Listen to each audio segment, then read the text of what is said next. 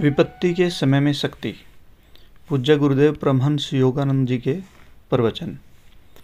प्रत्येक वस्तु जिसकी रचना ईश्वर ने की है, हमारे परीक्षण के लिए ही है, हमारे भीतर दबी हुई आत्मा की अमरता को प्रकट करने के लिए। यही जीवन का साहसिक कार्य है, जीवन का एकमात्र उद्देश्य। और प्रत्येक व्यक्ति का साहसिक कार्य भिन्न है और अद्वितीय है। आपको व्यवहारिक बुद्धि की युक्तियों और ईश्वर में विश्वास के द्वारा स्वास्थ्य, मन और आत्मा की समस्त समस्याओं का सामना करने के लिए तैयार रहना चाहिए। इस बात का ज्ञान रखते हुए कि जीवन अथवा मृत्यु में आपकी आत्मा अजय रहती है। जीवन के द्वारा स्वयं को कदापि परास्त न होने दें, बल्कि जीवन को परास्त कर दें। यदि आपकी इच्छा शक्ति बलशाली है तो आप समस्त कठिनाइयों पर विजय पा सकते हैं। परीक्षणों के बीच भी प्रतिज्ञापन करें। जब समस्याएं आपके सामने हों तो इस तरह से अपने मन में बार बार दोहराएं। खतरा यानी कि समस्या और मैं साथ साथ पैदा हुए थे, और मैं समस्याओं से अधिक खतरनाक हूँ, और मैं समस्याओं से काफ़ी ऊपर हूँ। यह सत्य है जिसे आपको सदा स्मरण रखना चाहिए, हमेशा ध्यान रखना चाहिए। इसे प्रयोग करें, बार बार मन में ये चीज़ें दोहराएं जब भी समस्याएं आए, और आप देखेंगे कि यह प्रभावकारी है। ये तुरंत शांति और बल देने वाला है। दासवत नश्वर मानव की तरह व्यवहार ना करें। अपने आप को समस्याओं का गुलाम मत समझें। आप ईश्वर की अमर संतान हैं। अनेक लोग जो जीवन की समस्याओं से डरते हैं, मैं कभी भी उनसे घबराया नहीं, क्योंकि मैंने सदा यह प्रार्थना की है, हे प्रभु, आपकी शक्ति मुझ में हमेशा बढ़ती रहे। मुझे सकारात्मक चेतना में रखना, मेरे विचारों को हमेशा सकारात्मक रखना, ताकि मैं आपकी सहायता से अपनी कठिनाइयों पर सदा विजय प्राप्त कर सकूं। क्योंकि आप ईश्वर के प्रतिबिंब में बने हैं, तो ऐसा विश्वास करना कि आपके परीक्षणों को परास्त करने के लिए आपका देवत्व जितना शक्तिशाली है। यानी कि क्योंकि आप ईश्वर के प्रतिबिंब यानी कि स्वयं परमात्मा की तरह बने हैं, तो ये विश्वास रखना कि कोई भी परीक्षण आपको परास्त नहीं कर सकता, कोई भी समस्या आपको हरा नहीं सकती, और समस्याएं जितनी गंभीर होगी उतना ही देवत्व आपके अंदर प्रकट होगा। आपके परीक्षण उससे कहीं अधिक कठिन हैं। ध्यान रखें, आपके जितने भी परीक्षण होंगे, यानी कि जितनी भी समस्याएं होंगी, जितने टेस्ट आपके सामने आएंगे, ये जितने भी कठिन होंगे, जितने भी कठिन होंगे, आप में उतनी ही ज़्यादा से ज़्यादा शक्ति प्रकट होती चली जाएगी। एक असत्य पर विश्वास करना है। किस असत्य पर?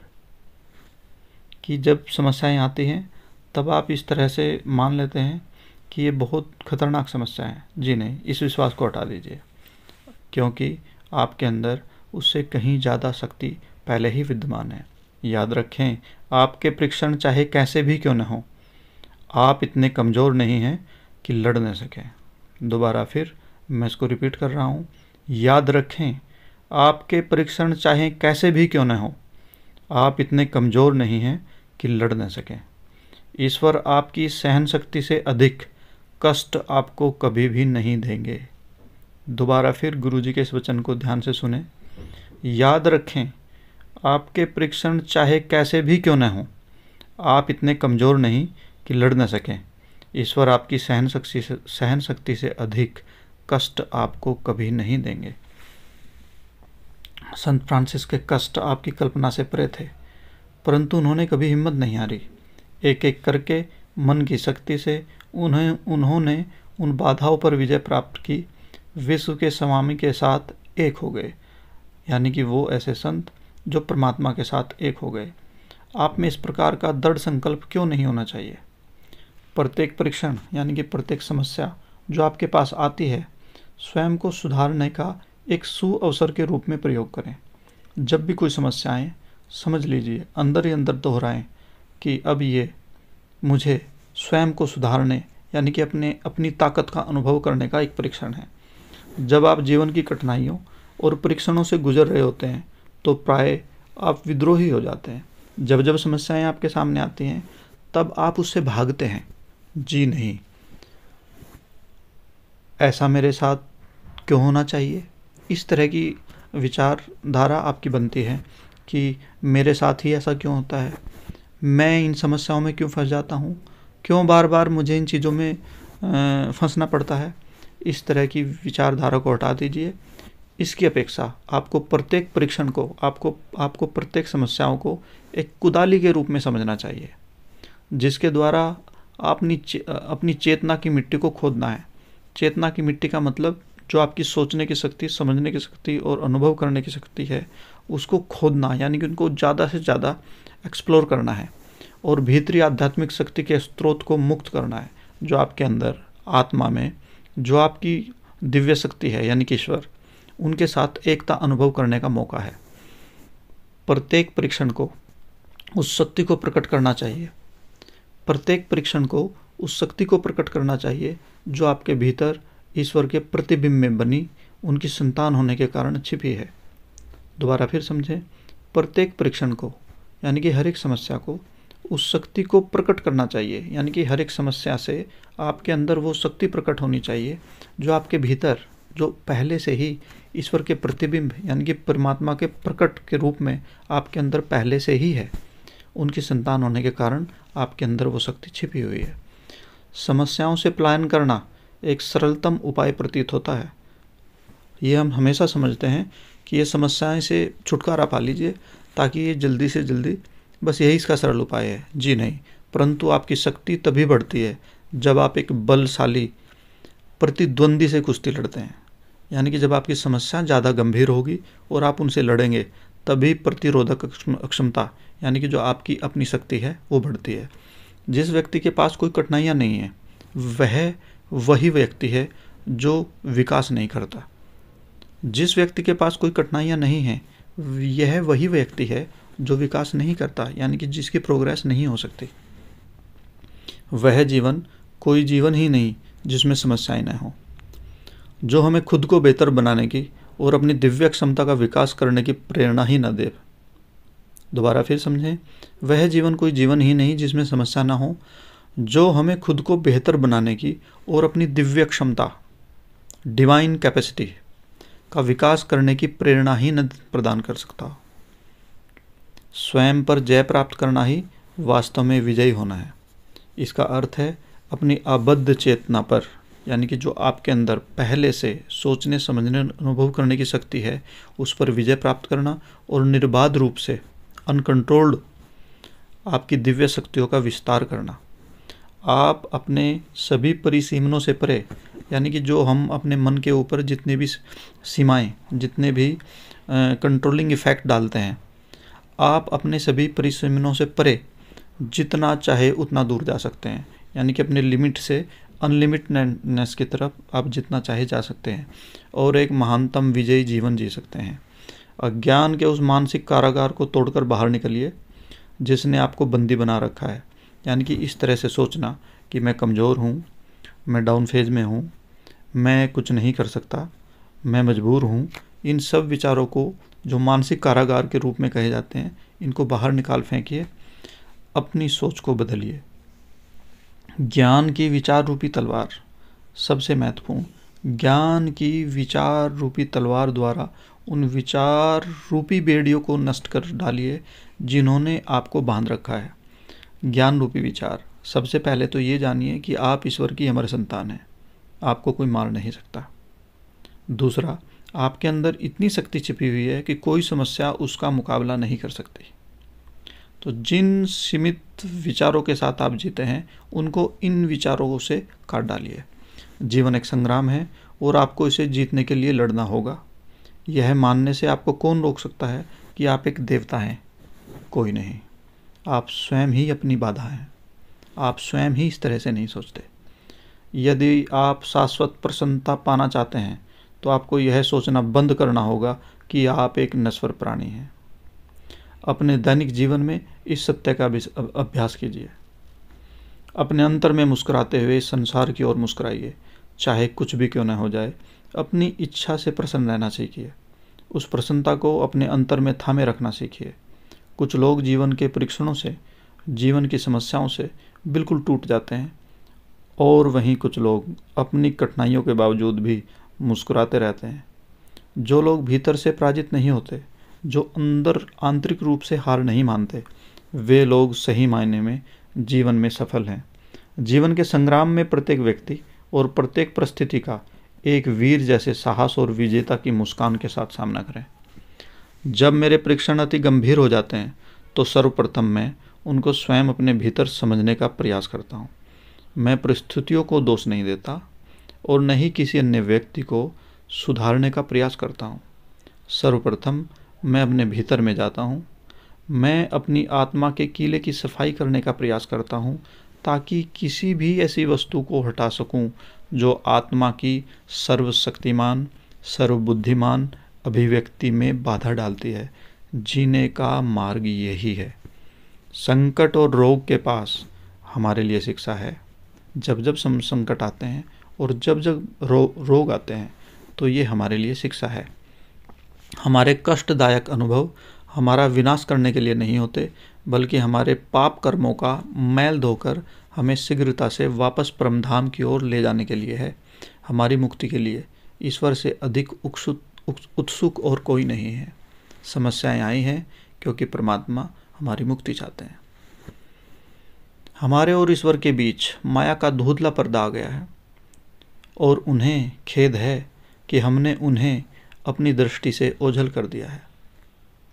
गिरते हुए बमों से, भयानक रोगों में और जीने की गलत आदतों के कारण होती मृत्यु से अपने बच्चों को दुखी देखकर वे प्रसन्न नहीं होंगे। ईश्वर कभी भी प्रसन्न नहीं होते अगर उनके बच्चे दुखी हैं।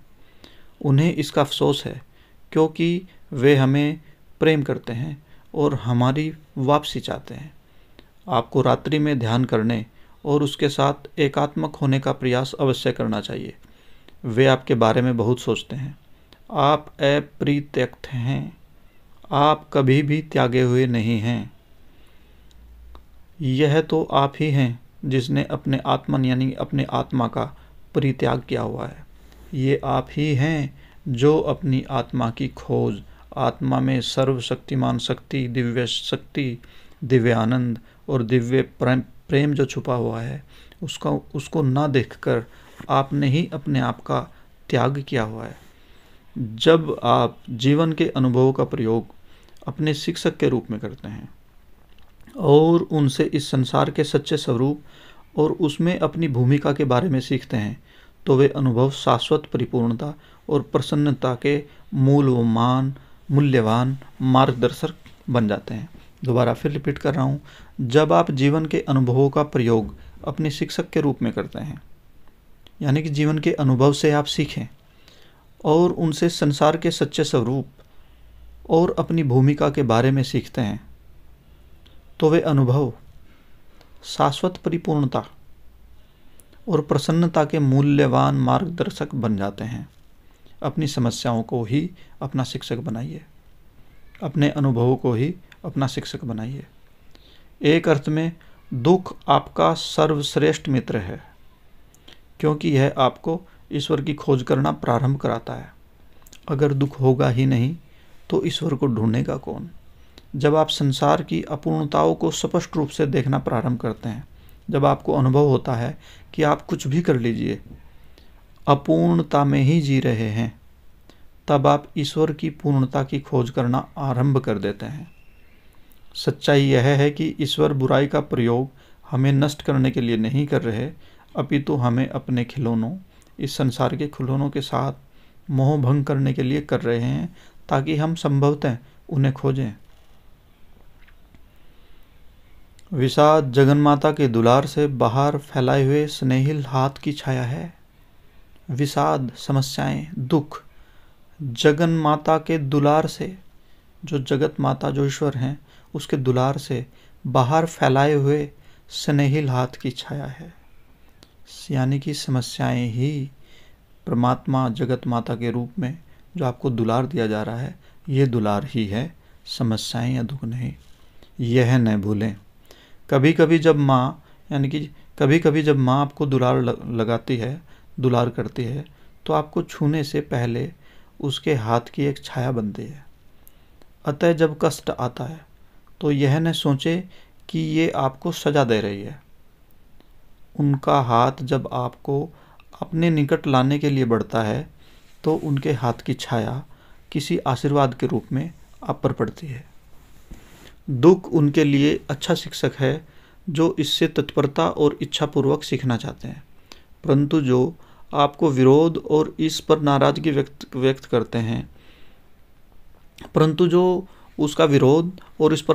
व्यक्त करते हैं, उनके लिए यह पीड़ादायक बन जाता है। दुख हमें लगभग सभी कुछ सिखा सकता है। इसकी शिक्षाएं हमें विवेक, आत्मसंयम, अनासक्ति, नैतिकता और भावातीत आध्यात्मिक चेतना का विकास करने हेतु प्रेरित करते हैं। उदाहरणार्थ, पेट दर्द हमें सिखाता है कि हम अधिक न खाएं और ध्यान रखें कि हम क्या खा रहे हैं। संपदा और प्रियजनों की अक्षति, यानी कि जो प्रॉपर्टी है और जो हमारे बिलव्ड हैं, प्रियजन हैं, उनकी अक्षति हमें माया के इस संसार में सभी वस्तुओं की अस्थायी प्रकृति का पुनः स्मरण कराती है।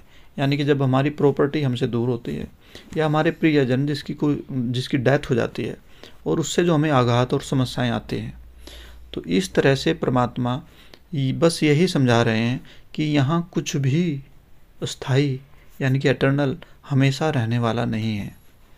बुरे कार्यों के परिणाम हमें विवेक के अभ्यास की प्रेरणा देते हैं। दोबारा फिर सुने, बुरे कार्यों के परिणाम, जब हम कुछ बुरा करते हैं और हम उसका रिजल्ट भोगते हैं, हमें विवेक के अभ्यास की प्रेरणा देते हैं ताकि हम जो कुछ करें उसको बड़े सोच और समझ के करें। ज्ञान के माध्यम से क्यों ना सीखें?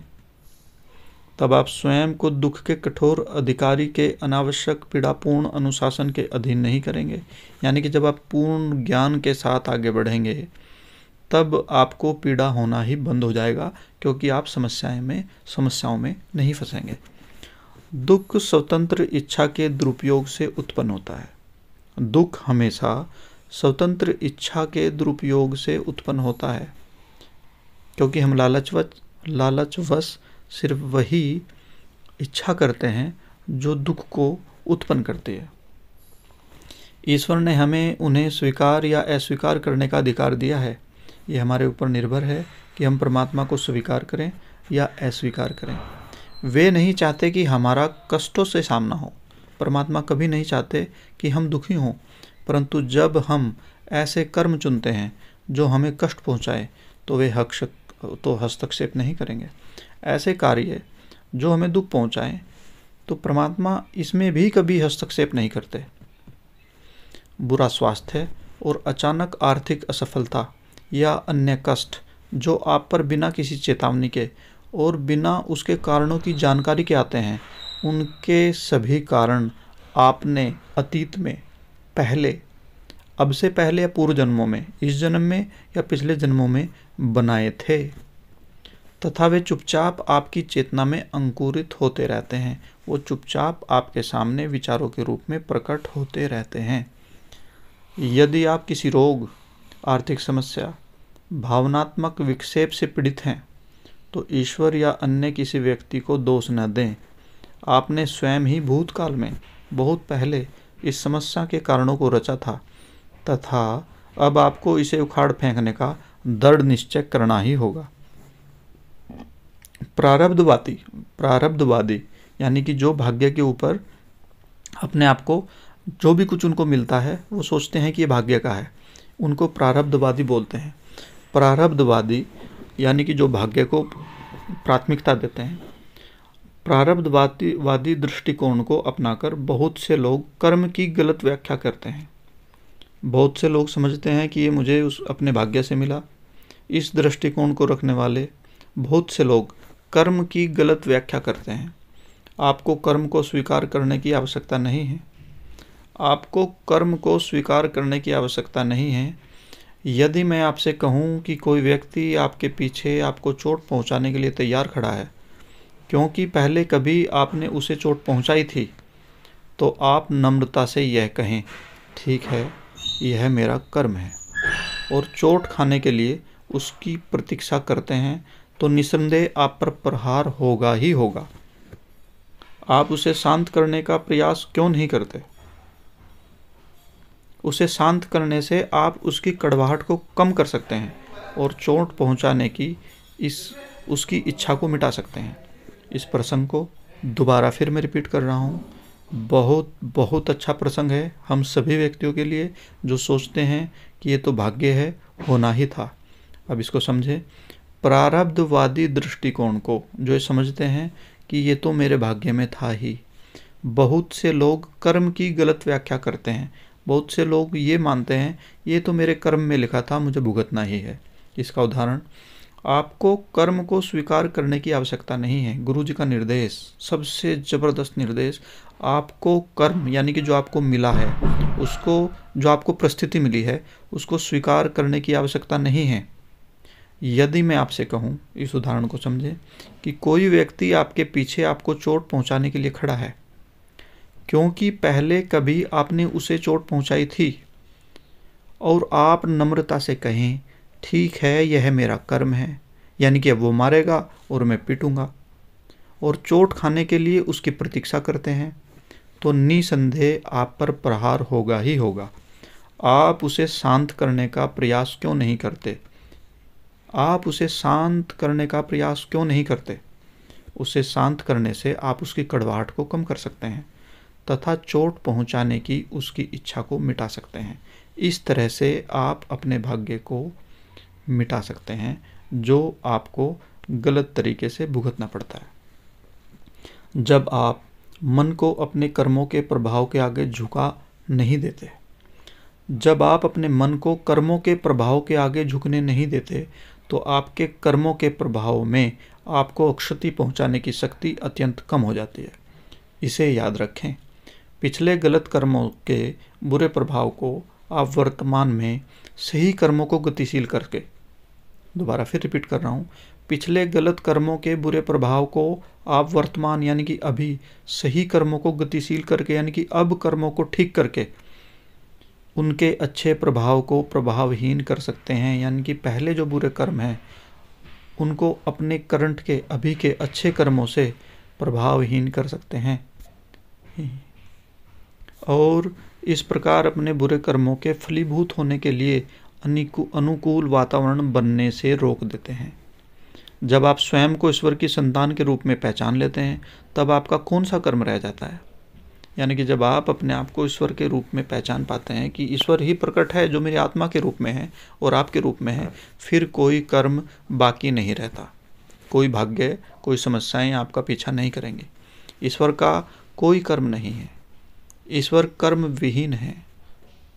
और जब आप यह जान लेते हैं कि आप उनकी संतान हैं, तो आपको भी कोई कर्म नहीं रहता। कर्म मतलब जो भाग्य में जो समस्याएं आती हैं, तो आपका भी कोई कर्म नहीं रहता। प्रतिदिन आपको यह प्रतिज्ञापन करना चाहिए, रोज की रोज आपने इस तरह से अपने मन में बार बार ये रिपीट करना चाहिए, मैं नश्वर प्राणी नहीं हूँ, यानी कि मैं यहाँ मरने और जीने वाला सिंपल प्राणी नहीं हूँ, मैं शरीर नहीं हूँ, मैं ईश्वर की संतान हूँ। इस प्रतिज्ञा को बार बार अपने मन में दोहराएं, मैं नश्वर प्राणी नहीं हूँ, मैं शरीर नहीं हूँ, मैं ईश्वर की अमर संतान हूँ। यही ईश्वर की उपस्थिति का अभ्यास है। अगर आप इस तरह से अपने आप को बार बार दोहराएंगे, दोहरा करके इन विचारों को अपनी चेतना में, मतलब विचारों को अनुभव करने की शक्ति, आप इसको बार बार अनुभव करें, बार बार अनुभव करें, बार बार दोहराएं, बार बार दोहराएं, तो इस तरह से आप ईश्वर की उपस्थिति का अभ्यास करते हैं। ईश्वर कर्मों से मुक्त है। परमात्मा को कोई भाग्य या कोई कर्म बांध नहीं सकता। आपका सृजन उनके प्रतिबिंब में हुआ है, तो आपका जो अभी हैं, आप भी उन्हीं की अमर संतान हैं। आप भी कर्मों से मुक्त हैं। अपने आप को कर्मों के नीचे दबा हुआ असहाय व्यक्ति मत समझें। किसी को आपसे यह कहने की अनुमति ना दें, किसी को भी आपसे यह कहने की अनुमति ना दें कि आपको दुख या समस्याएं आपके कर्म हैं। किसी को मत कहने दें कि जो भी समस्याएं या दुख आपको आ रहे हैं वो तो आपका भाग्य है, आपका कर्म है। आप यानी कि आत्मा का कोई कर्म नहीं है। यदि शंकराचार्य जी ने कहा था मैं ब्रह्म के साथ एक हूँ, मैं वह हूँ, जब शंकराचार्य जी ये कह रहे हैं मैं ब्रह्म के साथ एक हूँ, यानी कि ईश्वर के साथ मैं एक हूँ, मैं वह हूँ, यानी कि मैं ईश्वर हूँ, यदि आप इस सत्य का अनुभव कर लें तो आप एक देवता हैं। परंतु यदि आप मानसिक प्रतिज्ञापन करते रहें मैं देवता हूँ और मन की पृष्ठभूमि पे यह सोचते रहें परंतु ऐसा लगता है कि मैं एक नश्वर प्राणी हूँ, तो आप एक नश्वर प्राणी ही हैं। यदि आप जान लें कि आप देवता हैं तो आप मुक्त हैं। क्या तुम नहीं जानते कि तुम ईश्वर का मंदिर हो और ईश्वर की आत्मा तुम में वास करती है? यदि आप ध्यान के द्वारा, क्रिया योग ध्यान के द्वारा, यदि आप क्रिया योग ध्यान के द्वारा अपने मन को शुद्ध और विस्तारित कर सकें, अगर आप क्रिया योग ध्यान की प्रविधियों के द्वारा, उनकी टेक्निक को के द्वारा मन को कंसंट्रेट करके मन को शुद्ध और मन का विस्तार कर सकें तथा ईश्वर को अपनी चेतना में ला सकें, यानी कि ईश्वर को आप सोचने अनुभव में ला सके, सोचने की शक्ति में, अनुभव करने की शक्ति में अगर आप ईश्वर को ला सकें तो आप भी रोग, सीमाओं और मृत्यु के भ्रम से मुक्त हो जाएंगे। यदि आप कर्म से ऊपर उठना चाहते हैं तो इन सत्य को अनुभव करने का प्रयास करें। नंबर 1, जब मन शक्तिशाली हो और हृदय शुद्ध हो तो आप मुक्त हैं। दोबारा फिर सुने, यदि आप कर्म यानी कि भाग्य, कर्म का मतलब जो आपको मिल रहा है, यदि आप कर्म से ऊपर उठना चाहते हैं तो इन सत्य का अनुभव करने का प्रयास करें। जब मन शक्तिशाली हो, यानी कि आप हर एक समस्याओं को मन से नकार दें, हारे नहीं। जब मन शक्तिशाली हो और हृदय शुद्ध हो, प्योर हो, तो आप मुक्त हैं। यह मन ही है जो आपको शरीर की पीड़ा से जोड़ता है।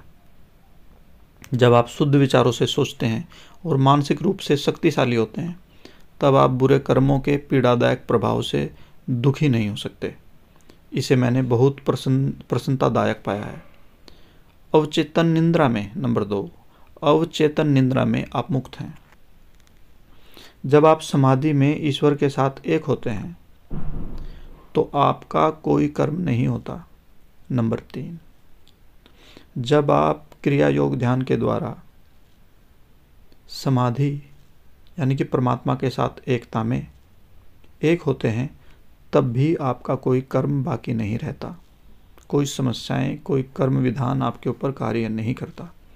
इसलिए संतजन कहते हैं निरंतर प्रार्थना करें, निरंतर प्रार्थना करें।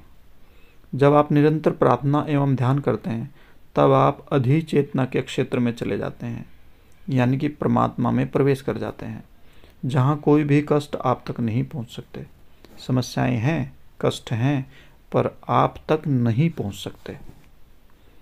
आप इन विधियों द्वारा इसी समय कर्मों से मुक्त हो सकते हैं।